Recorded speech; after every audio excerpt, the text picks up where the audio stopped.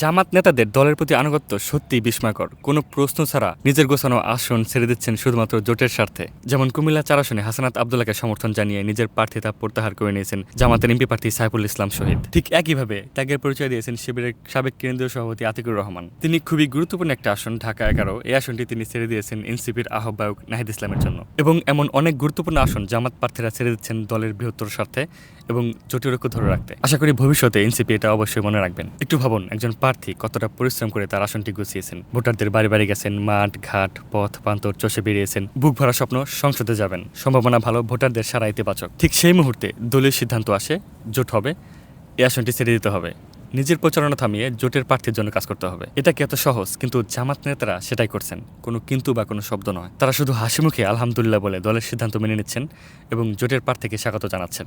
এই যে ব্যক্তি নয়, আদর্শকে অগ্রাধিকার দেওয়া, এটাই সত্যিকারের দলীয় শৃঙ্খলা, এটাই প্রশংসনীয় আনুগত্য।